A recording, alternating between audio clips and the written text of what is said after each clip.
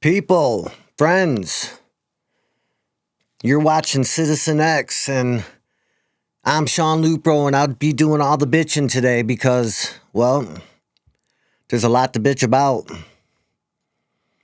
We live in a very crazy, hectic, and uncertain world, man. That is a fact. I think we need to start today's show off with a little bit about the speech last night, the Donald Trump speech. I think there was a lot there that was unsaid, but in my opinion, very apparent. He carved out a prime time spot to inform the world that he indeed was cheated out of the 2020 election. And listen, I agree with that. I absolutely agree with that.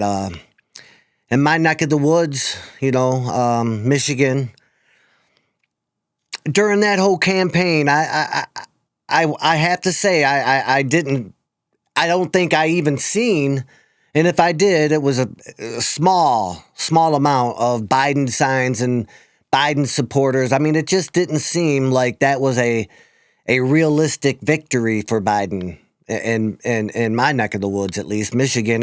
And remember, he lost Michigan. That was one of the pivotal states that lost him the election. I was absolutely surprised when I seen the networks announce that Biden won. I was absolutely mind blown. I didn't see how that was possible. But Trump, in his, massive ego, he had to make sure that he stood up on the world stage last night and let everybody know that there was not a possibility that Biden, that old, boring, mumbling man, could have, in any reality, have beaten him in this election. He has that need to let everybody know that he was not legitimately beaten by this old, nondescript, boring man. But look, man, I agree. I have to say that I can't see how he legally and fairly won that election. But what I really think that speech really was declaring and proclaiming to the masses was that things are about to change, man. Things are about to change in our politics and the way we do politics and the way we choose and elect our politicians. I also think there's quite possibly a signal there that at some point, especially if the Republicans win the midterms, I think at some point Trump will announce that he he's owed a third term. I really see that happening. I mean, and look, I will agree on one thing. If any president is able to achieve any kind of any amount of success or furtherment of the cause, I do agree that 4 years it's not enough. It's just not enough to push whatever agenda that they're pushing that the country voted for. 4 years is not enough. I mean, and I think that's why we're seeing all the chaos and the confusion and the overwhelming amount of developments occur right now because, well, I mean, Trump knows, at least as it stands right now, that he only has 4 years to push through all these agendas and these developments, push them through. I mean, 4 years, that's why we're seeing all the chaos. That's why we're seeing all this confusion and well, I mean, honestly, if you too much at once, I mean, it's just a crowded state of catastrophe. Really, it can turn into that. No matter what the goal is or the intent, when you push too much out at once, people don't have time to process, to get ready and normalize whatever it is that you're doing. It's too much at once. And I think really last night was a signal, a hint. Two things, I think, that he is going to try to implement some way to run for a third term, a second consecutive term, to finish what he started, which is a lot. He's really kind of pushed forward a lot. I mean, whether you agree with it or not, I don't think it's debatable that he's doing a lot more than most, if any, president ever in history. And I honestly think that if that's going to be the course of our country, of our politics, of our society, I do believe if that's what the masses want, if that's what the majority of people are wanting, I do think that he would probably need another term to accomplish whatever it is that he's trying to accomplish. Again, I'm not supporting or pushing back against anything. I'm here. I'm a neutral. I'm a neutral voice in this.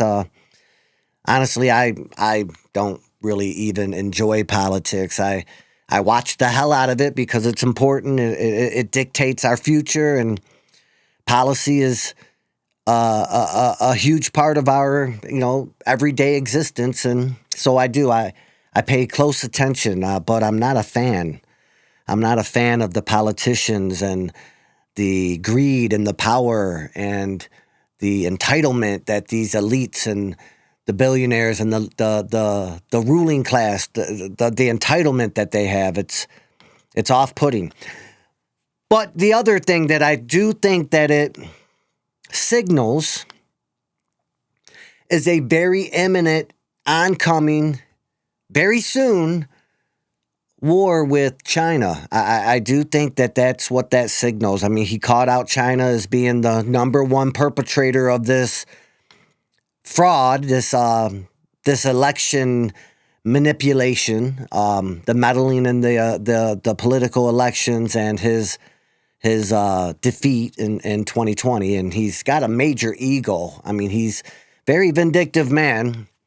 I see, and not only last night's speech, but if you're watching, if you're paying attention, all the recent news and the developments and just everything that's coming out, I think it really does. It signals a very real and imminent future war with China. And I do think that if Trump has a third term, and maybe not even, it might not even take that long. We might be embroiled in a war with China before the end of this term.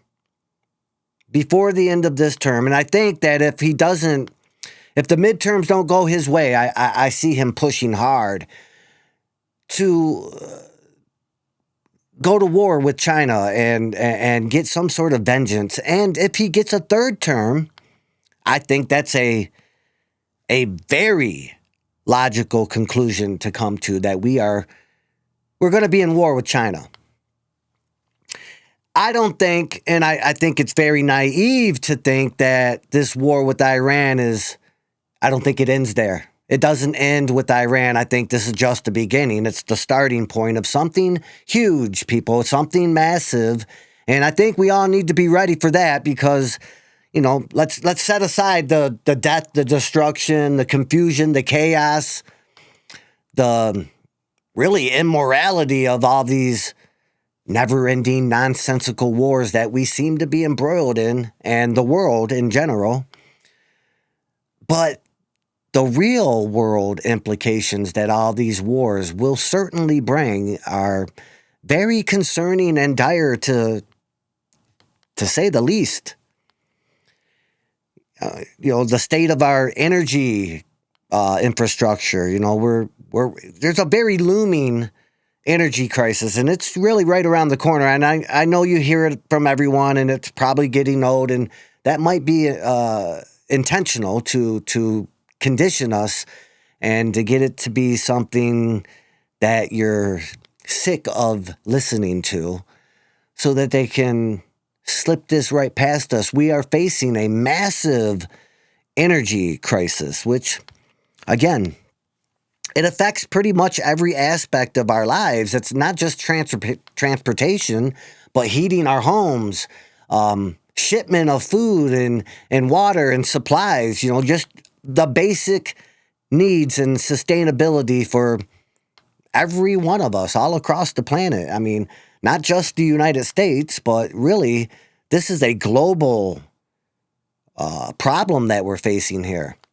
It's a very real one too. This isn't an abstract, ideal or an abstract, conclusion that some people have. That's a very real, eminent problem, and I don't see us getting around it, my friends. I really just don't see us skirting that issue. I think we're very close to feeling that reality, each and every one of us, in our own homes, in our own spheres of life, in our own circles, in our own pocketbooks. I think it's very close to where it's not just a news story. It's a very real reality in our homes, at our dinner tables, at our gas stations. Our ability to just provide, sustain, and survive for our families and loved ones. I think that's coming, people. I really do. And then, look, man, I mean, food. I mean, just the food shortage, the ability to even to sustain and to acquire our basic needs in life for every single one of us, which would be food and water, clean, drinkable, potable water. I think that's in jeopardy, a very real crisis that we're facing. I mean, I don't think that's a debatable topic. I really don't see how it can even be a debatable issue. Unless you're just stubborn and unwilling to accept and notice everything that's going on, my friends. I mean, it's a very real and sinister and dire situation that we're facing here. You might not be feeling it right now, but buckle up, because it's coming to a city near you. I mean, it's a ever approaching, never ending, and impossible to get around situation that is coming really soon. So, I mean, that's just one aspect of everything. I mean, we live in a time of absolute chaos, crisis, confusion. I'd even dare to say destruction. I mean, I know that sounds dire and maybe even conspiracy, but look, I mean, the more I look in and the more I watch, the more I notice, the more I pay attention, the more concerned, worried, and skeptical I become of, the people that we entrust with our lives, the ruling class, the people that we elect, or the people that have been selected, depending on how you look at things. I have become increasingly unsure and unsafe and uncertain about anything that is happening all around us right now. But I mean, in other tragic and concerning news, we have wildfires right now. There's over 800 wildfires throughout Canada right now, and it's affecting all of the Midwest, northern states, me included, Michigan. Outside right now, those skies are red. They're red. They're tinted red, and it smells like toxin. I mean, it really does. It has an underlining, like a really real and deep smell of plastic or rubber, or it definitely does not smell healthy. It doesn't feel healthy. It makes you want to hold your breath because you don't know what you're breathing in. It does not smell like just wood, like burning trees. It smells like there's some toxins in the air that, I don't know, man. I mean, I wouldn't be surprised. I mean, with everything else going on, all these food bacterias, and it's wow. I mean, there's so much going on. It's really hard to like take everything in. It's if you try to focus on everything going on, it's so overwhelming and so discouraging and so alarming that I think that's why a lot of people choose to ignore or dismiss or just, turn their head and not pay attention. Because I think, humans, the basic human, we just don't have the ability to make any corrective measures or any kind of adjustments. I think the people in charge, the leaders, I mean, I think I don't even think they have the ability to change what we're watching right now. It's profound. Really, it's very widespread, very alarming, and extremely prolifically and profoundly concerning. No other way to put it, my friends. There's just no other way to look at the state of our world. Very crazy. Very crazy. So, I mean, really, honestly, I mean, that begs the question. I mean, what is next? What's next? If you've been paying attention for any length of time, and I don't mean just years, which I've been watching and paying attention to the state of the world and, the state of affairs for years. I mean, since I can remember, I've been interested in all these political and environmental and just everything that's going on. And it's progressively and rapidly plunged into a dark and sinister level, a deep, dark path we've fallen down, and we're not going back. We're not turning the corner and going backwards. We're going to keep marching headlong into this very disturbing and tragic place, and that's where we're heading. I don't think we can stop it. I really don't. But we need to pay attention. We need to be ready for it. Prepare ourselves. I mean, I'm not sure really what preparedness means with everything going on. I mean, that might mean something different for you than what it means for me or the next guy. But whatever preparedness looks like for you, I think it's time to start putting that plan in motion, my friends. It's time to start getting the wheels rolling on whatever that plan of sustainability and survival looks like, it sounds like, and means for you. It's time to start putting that plan into action. I don't think we have much longer. I don't think we have a boatload of time to contemplate and think about things.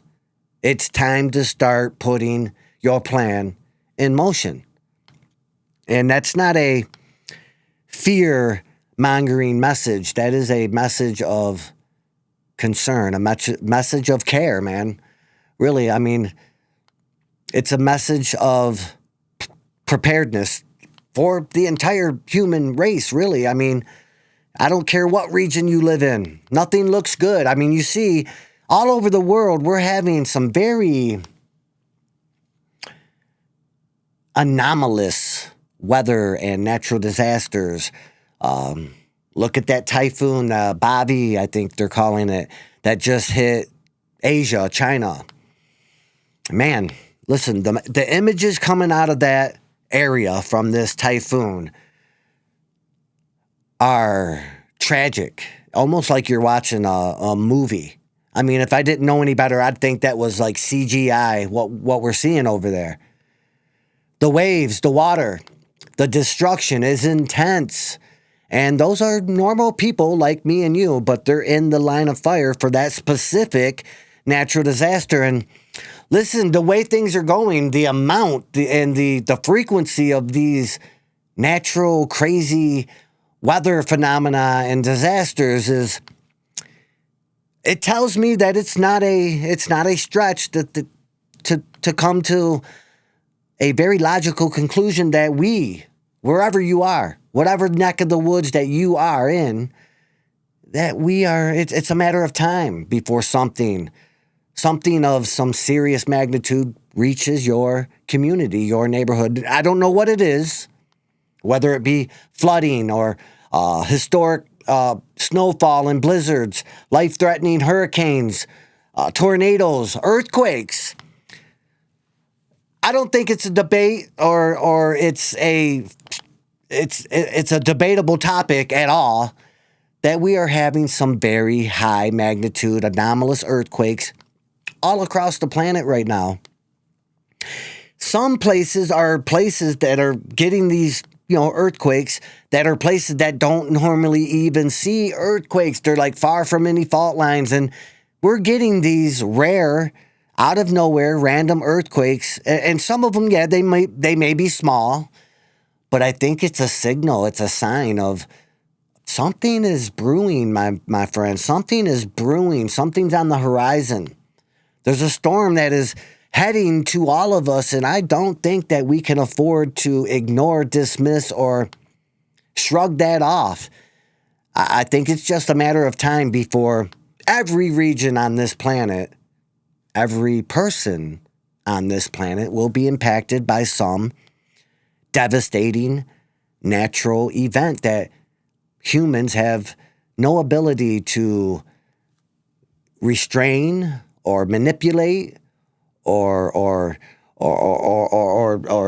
cause a cessation of these very dire events. It's out of our hands. It really is. I mean, the wars, all the political confusion and division and the societal division, which there's a massive amount of that everywhere you look.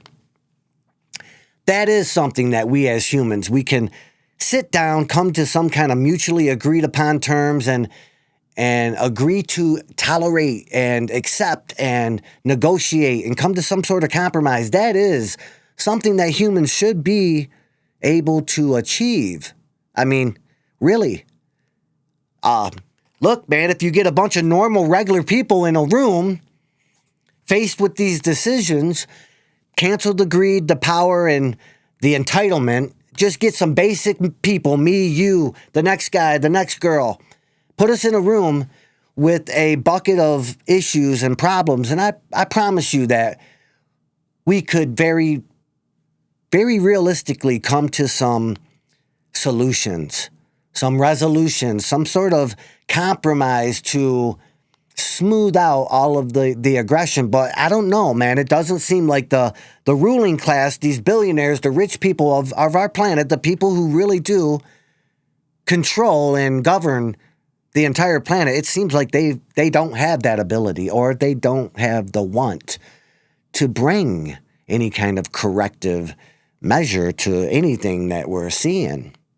It just, I don't know. I mean, maybe there's a benefit to all the division and wars that I'm not seeing. I can't come up with any kind of beneficial, positive outcome to all of this disaster, tragedy, calamity, worldwide.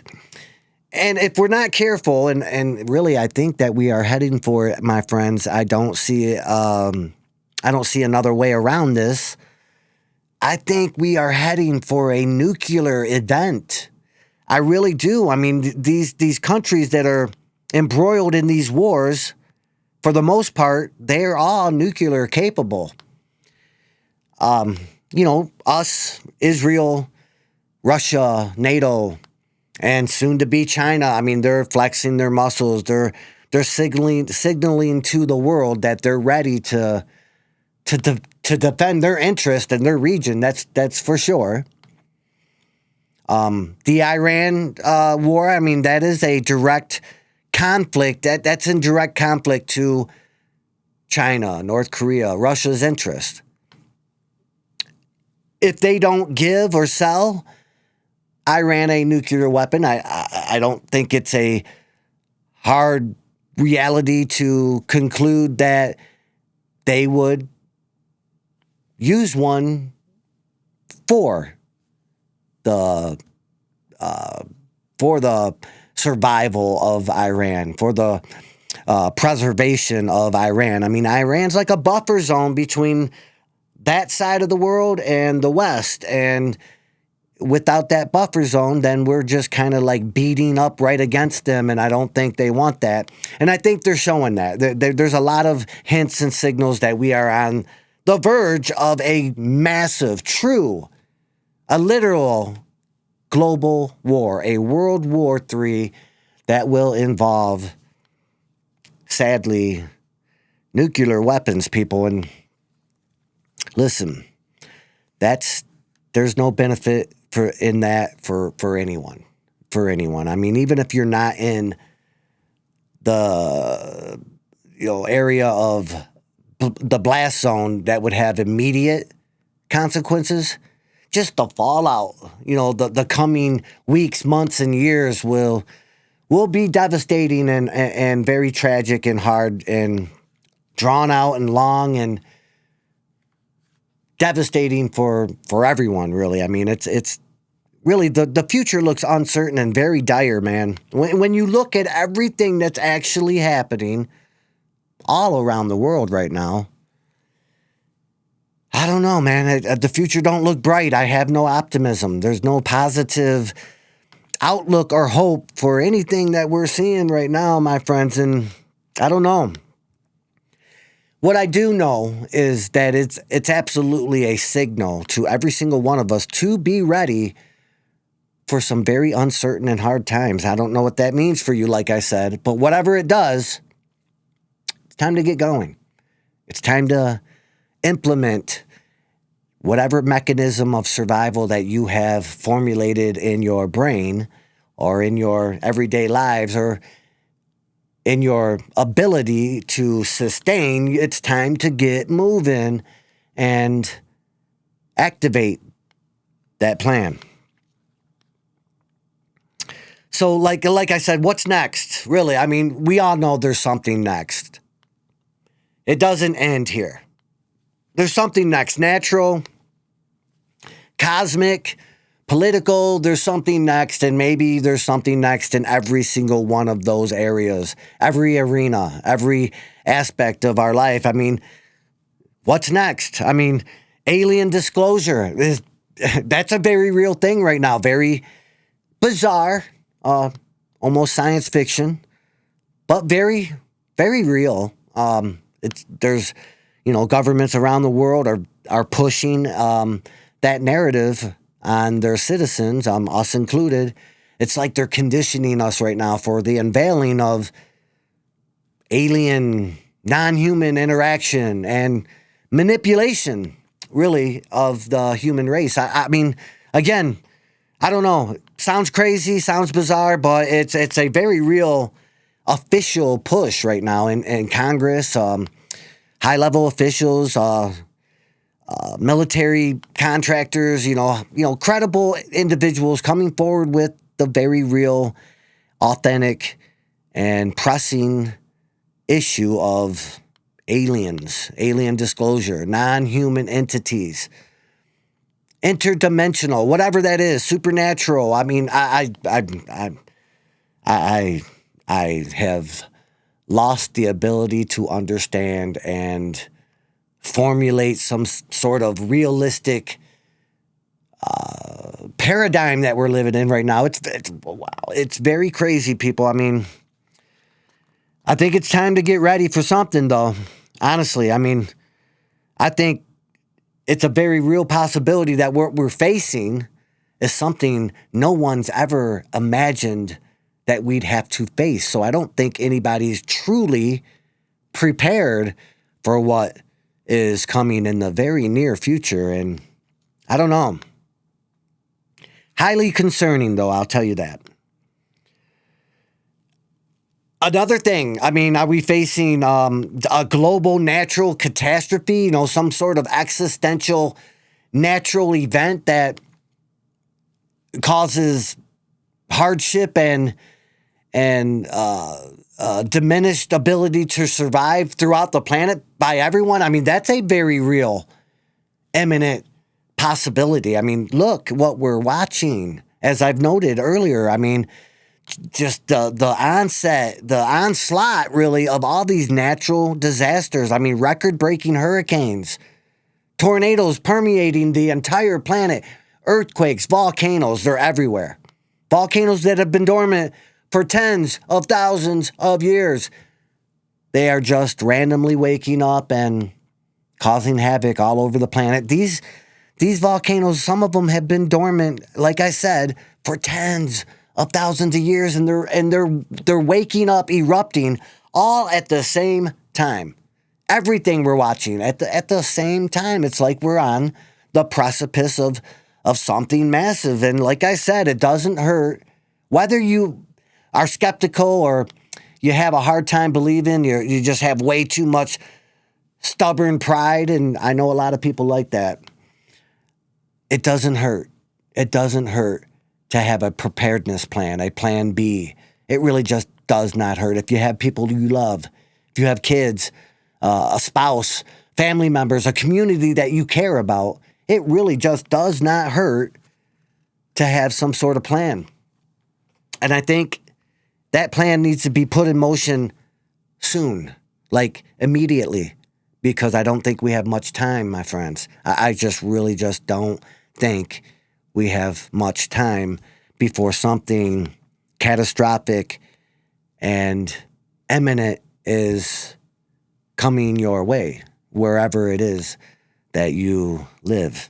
So I'm gonna sign off here today. That's I've taken enough of your time already, but look, make sure you subscribe to the channel. Look, we're gonna be going over these topics. We're gonna be watching all of this unfold, and let's do it together. So I'd appreciate a subscription. Hit that button. It's free. Like, share, hit the bell, help me out, join the community. Everyone's welcome. We're all a community of human beings, and I think we need to stick together. So anyways, until next time, stay safe, pay attention, and thanks for watching.